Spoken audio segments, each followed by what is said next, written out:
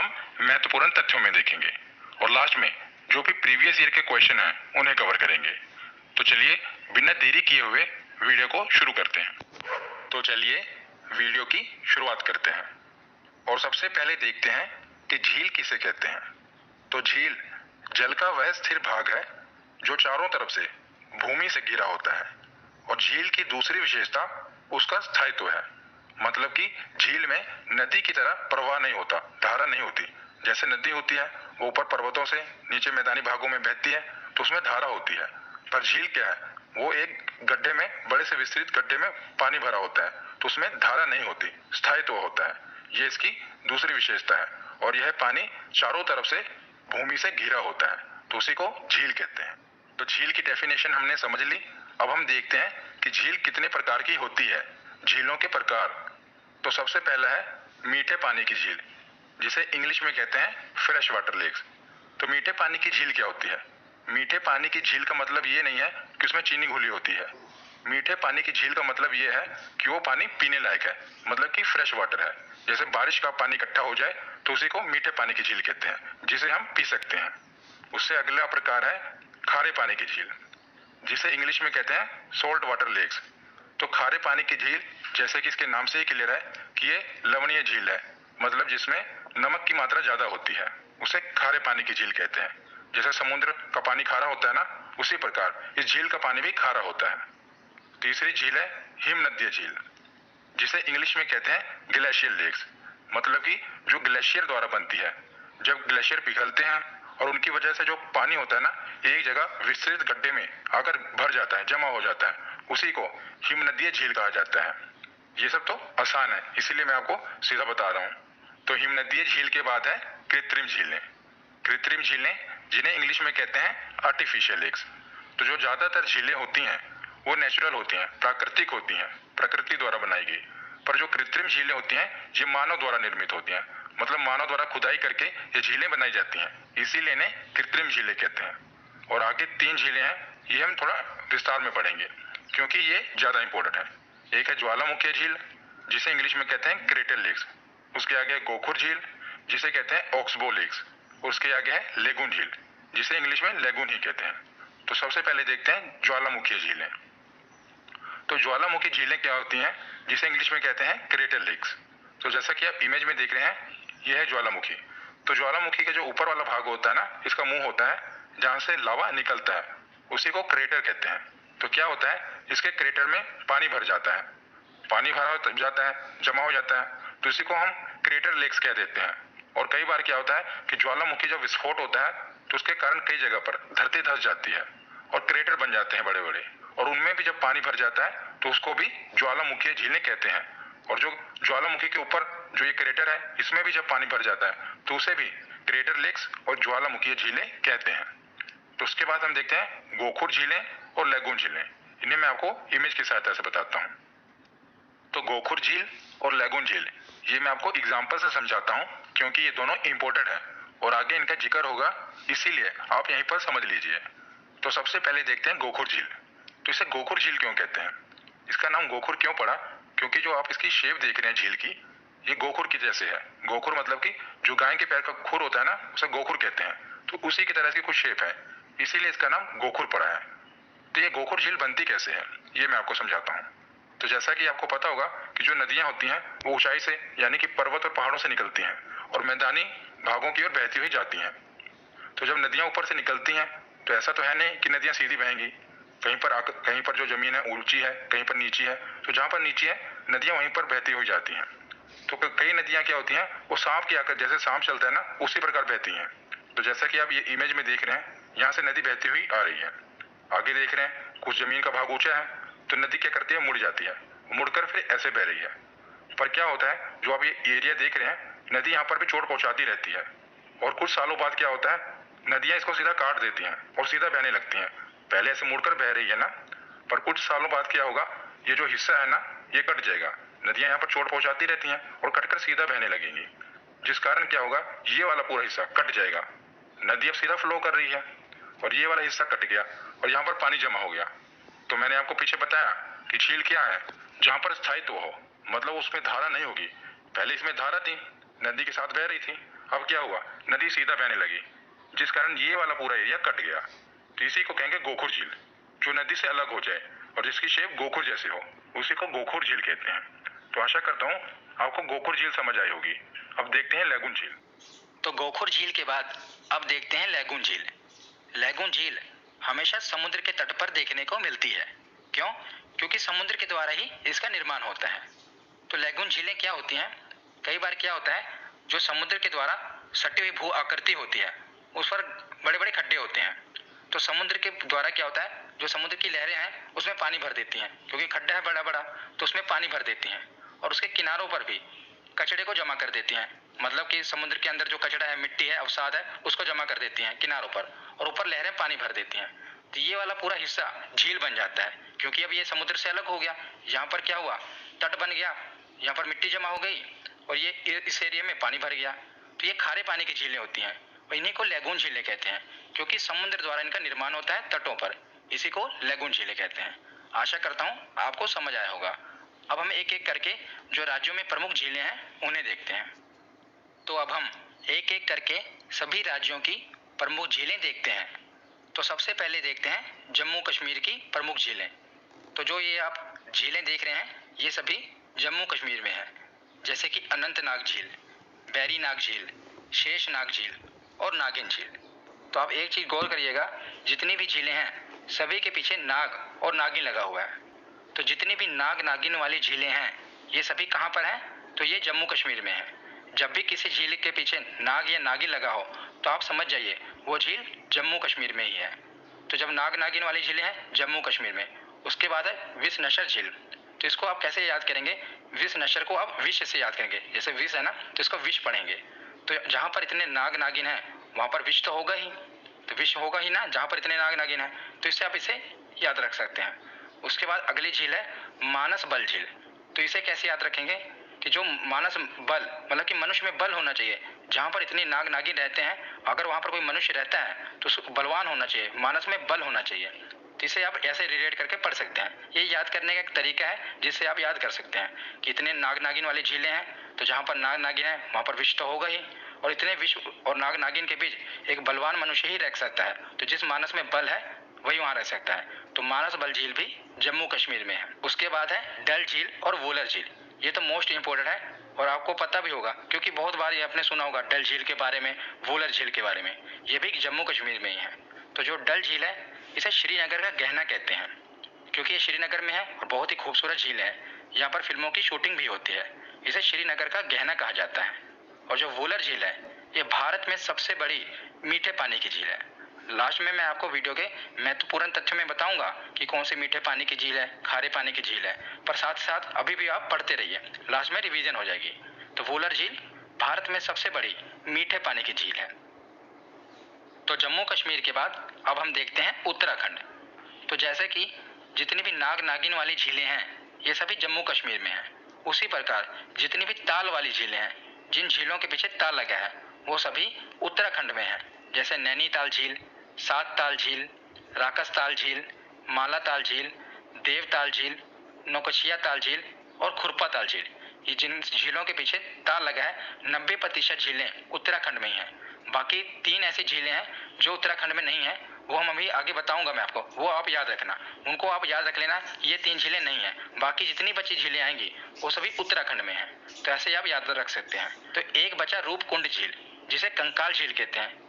इसे रहस्यमयी झील भी कहते हैं, क्योंकि जो ये रूपकुंड झील है, यहाँ पर लगभग 500 कंकाल पाए गए थे, इसीलिए इसे कंकाल झील भी कहते हैं। और रहस्यमयी झील भी कहते हैं, क्योंकि इतने कंकाल कैसे वहाँ पर मिले, इसीलिए इसे रहस्यमयी झील भी कहते हैं। तो रूपकुंड झील भी कहाँ पर है? तो ये भी उत्तराखंड में है, इसे भी याद रखिएगा। और जितनी भी ताल वाली झीलें हैं वो तो उत्तराखंड में है ही। तो उत्तराखंड के बाद अब हम देखते हैं हिमाचल प्रदेश और उत्तर प्रदेश। तो मैंने वहाँ पर आपको बताया कि जितनी भी ताल वाली झीलें हैं सभी उत्तराखंड में हैं। और वहाँ पर मैंने आपको ये भी बताया कि 3 ऐसी झीलें हैं जिनके पीछे ताल लगा है, जो मतलब पूछी जाती है एग्जाम में, वो उत्तराखंड में नहीं है।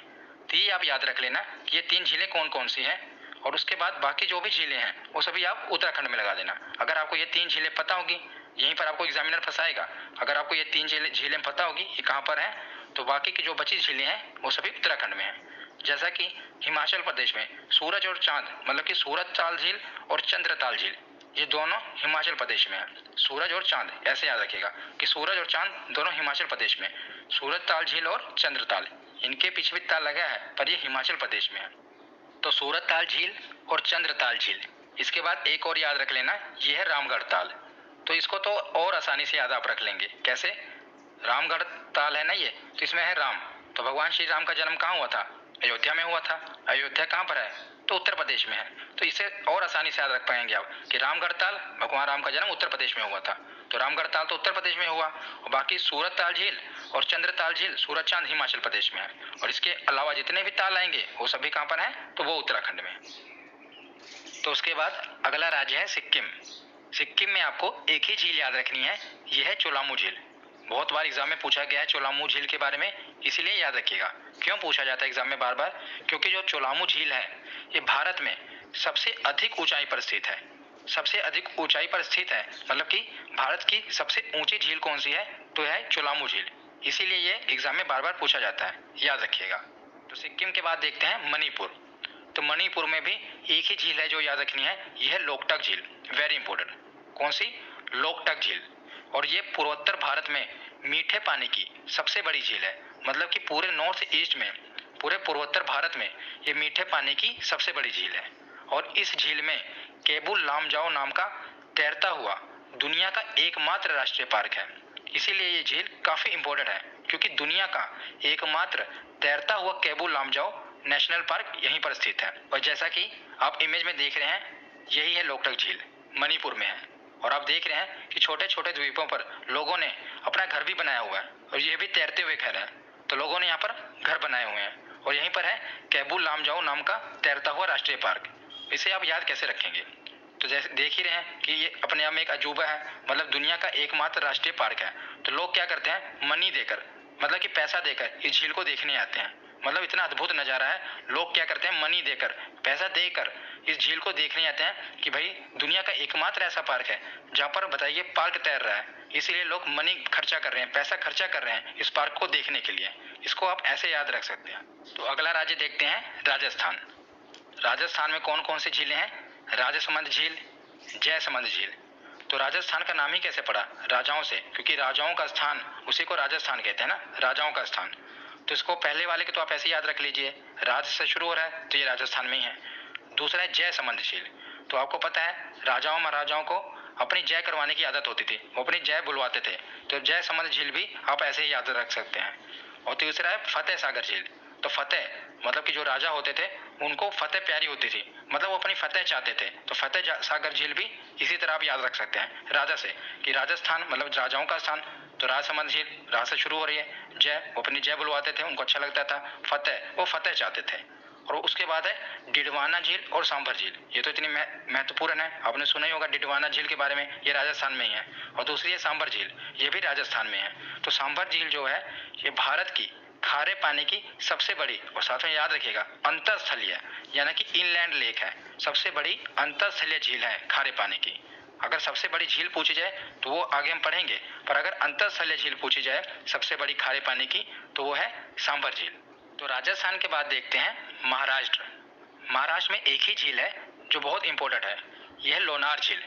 कई बार एग्जाम में पूछी गई है, क्योंकि ये आए दिन न्यूज में रहती है, इसीलिए बार बार एग्जामिनर पूछता है कि लोनार झील कहाँ पर है। तो यह है महाराष्ट्र में। तो लोनार झील को आप कैसे याद रख पाएंगे? तो आप लोनार को लोनावला से रिलेट करेंगे। तो आपने लोनावला सुना होगा ना, फिल्मों में भी देखा होगा, और लोग यहाँ पर घूमने जाते हैं। तो लोनार को आप रिलेट करेंगे लोनावला से, कि लोनावला कहाँ पर है? महाराष्ट्र में है। उसी प्रकार लोनार झील कहाँ पर है? तो वो भी महाराष्ट्र में है।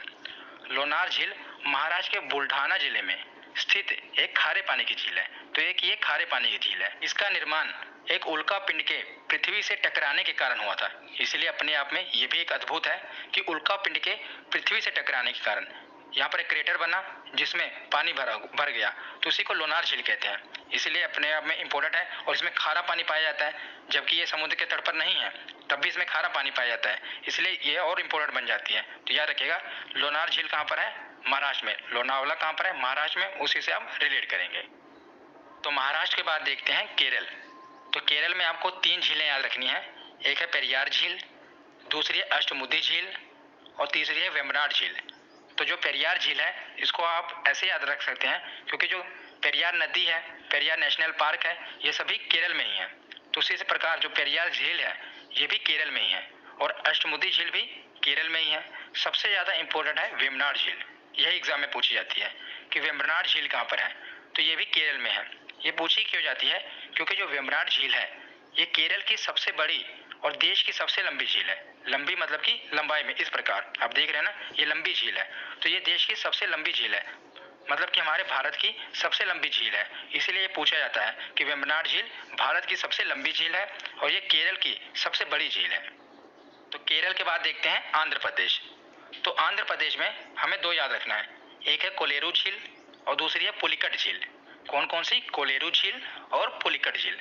तो जो पुलिकट झील है ये इंपॉर्टेंट है, मैं आपको साथ साथ बता रहा हूँ कि इंपॉर्टेंट क्या है, क्योंकि एग्जाम में ज़्यादा पूछे गए हैं। तो जो पुलिकट झील है ये भारत की दूसरी सबसे बड़ी लेगून झील है। पहली कौन सी है मैं आगे आपको बताऊंगा, ये याद रखना कि ये दूसरी सबसे बड़ी लेगून झील है। लेगून झील क्या होती है ये मैंने आपको वीडियो की शुरुआत में ही बता दिया था। और इसका 84% भाग, मतलब कि जो पुलिकट झील है इसका 84% भाग आंध्र प्रदेश में है, और बाकी जो 16% भाग है ये तमिलनाडु में पड़ता है। तो ज़्यादातर जब एग्जाम में क्वेश्चन आता है तो आंध्र प्रदेश ही ऑप्शन में आता है, क्योंकि इसका 84% भाग आंध्र प्रदेश में ही है।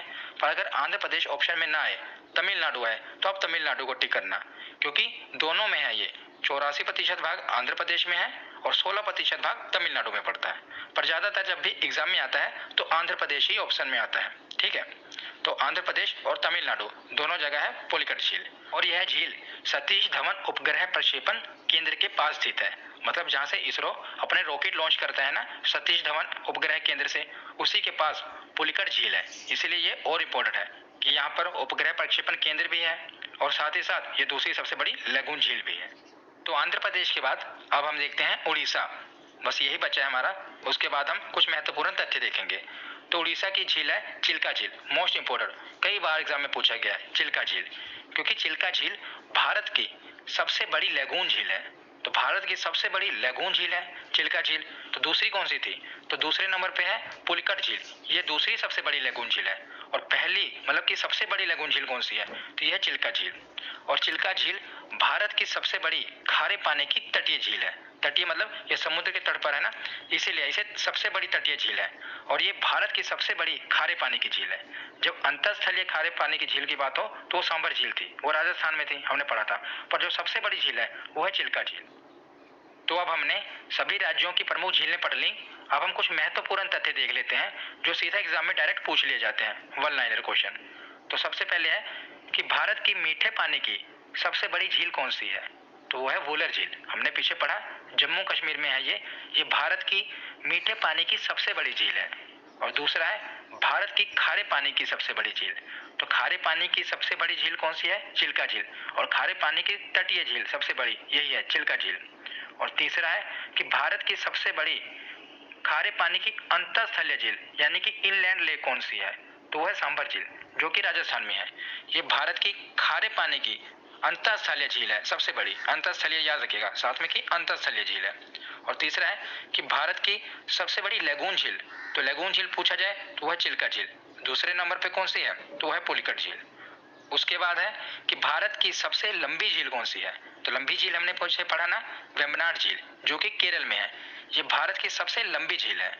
अगला है कि भारत की सबसे ऊंची झील, तो ऊंची झील है चोलामू झील, हमने पीछे पढ़ा था सिक्किम में। ये सबसे ऊंची झील है, लंबी वेम्बनाड है और ऊंची चोलामू झील है।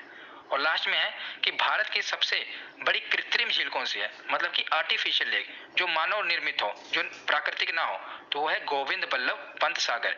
ये भारत की सबसे बड़ी कृत्रिम झील है। ये एग्जाम में बहुत बार पूछी गई है, इसलिए ध्यान से याद रखिएगा, गोविंद बल्लभ पंत सागर ये भारत की सबसे बड़ी कृत्रिम झील है, यानी कि मानव निर्मित झील है। तो यहाँ पर हमारा थ्योरी सेक्शन कंप्लीट हुआ। अब हम प्रीवियस ईयर के क्वेश्चन देखते हैं कि हमारे कितने क्वेश्चन सही होते हैं।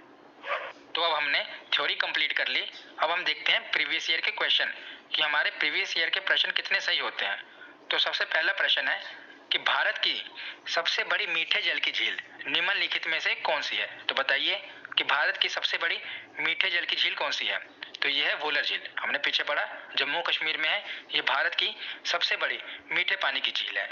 दूसरा प्रश्न है कि उत्तर पूर्वी भारत की सबसे बड़ी झील लोकटक किस राज्य में स्थित है? तो बताइए कि जो लोकटक झील है ये किस राज्य में स्थित है? तो मैंने आपको बताया था कि लोग मनी देकर झील को देखने जाते हैं क्योंकि वहाँ पर केबुल लामजाओ नाम का एक तैरता हुआ नेशनल पार्क है। तो मनी देकर मतलब कि मणिपुर। तो इसका सही जवाब होगा ऑप्शन बी मणिपुर। अगला क्वेश्चन है लोकटक है। तो देखिए कितना आसान प्रश्न आया था एसएससी में 2011 में कि लोकटक क्या है? नदी है, घाटी है, झील है या पर्वतमाला है? तो इसका सही जवाब क्या होगा? झील। ये 2011 में एसएससी ने पूछा था कि लोकटक क्या है। तो अगला प्रश्न है कि प्रसिद्ध लैगून झील चिल्का किस राज्य में स्थित है? तो आपको ये बताना है कि जो चिल्का झील है ये किस राज्य में स्थित है। तो आपको पता है ये कहाँ पर स्थित है? तो ये उड़ीसा में स्थित है, ये लैगून झील है। उसके बाद अगला प्रश्न है कि विश्व प्रसिद्ध खारे जल की झील सांभर। तो सांभर जो झील है ये किस राज्य में स्थित है?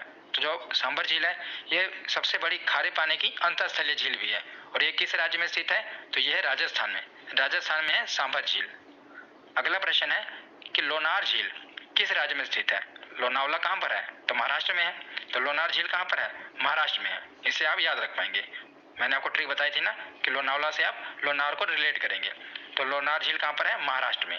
तो अगला प्रश्न है कि भारत की सबसे बड़ी लैगून झील निम्न में से कौन सी है? तो अब आपको बताना है कि भारत की सबसे बड़ी लैगून झील कौन सी है। तो ये कौन सी है? ये है चिल्का झील, चिल्का लैगून। ये भारत की सबसे बड़ी लैगून झील है। अगला प्रश्न है कि भारत की सबसे लंबी झील कौन सी है? तो मैंने आपको बताया था कि केरल में है भारत की सबसे लंबी झील। कौन सी थी? वेम्बनाड झील। उसे वेम्बनाड लैगून भी कहते हैं क्योंकि समुद्र के तट पर है, समुद्र के द्वारा इसका भी निर्माण हुआ है, इसीलिए समुद्र के पानी के द्वारा, इसीलिए इसे लैगून भी कहते हैं। तो भारत की सबसे लंबी झील है वेम्बनाड झील। अगला प्रश्न है कि दुनिया का एकमात्र तैरता हुआ राष्ट्रीय पार्क केबुल लामजाओ ये किस राज्य में स्थित है? तो मैंने आपको बताया था ना कि लोग मनी देकर ऐसे चीज को देखने जाएंगे कि दुनिया का एकमात्र ऐसा पार्क है जो तैर रहा है। तो मणिपुर इसका सही जवाब होगा। तो अगला प्रश्न है सूची 1 को सूची 2 से सम्मिलित कीजिए। सूची 1 में है झीलें, इस तरफ झीलें दी हुई हैं और इस तरफ राज्य दिए हुए हैं, मतलब कि झीलों को उनके राज्य से मिलाना है। तो सबसे पहले देखते हैं कि हमें कौन कौन से पता है। तो सबसे पहले लोकटक तो हमें पता ही है, मणिपुर में है। दूसरा वुलर, ये भी कहाँ पर है? वुलर झील जम्मू कश्मीर में है। और लोनार, लोनावला कहाँ पर है? महाराष्ट्र में है। बचा एक पुलिकट, तो ये कहाँ पर है? तमिलनाडु में है। तो इस प्रकार ये झीलें हैं और ये इनके राज्य से सुमेलित की गई हैं। अगला प्रश्न है कि निम्न में से कौन सा युग्म सुमेलित नहीं है? तो आपको ये बताना है कि इसमें से कौन सा गलत है। तो सांभर झील ये तो राजस्थान में है। लोनार ये मध्य प्रदेश में नहीं है, बताइए कहाँ पर है लोनार? तो ये महाराष्ट्र में है। तो ये ऑप्शन बी होगा इसका, क्योंकि जो लोनार झील है ये महाराष्ट्र में है। चिल्का झील भी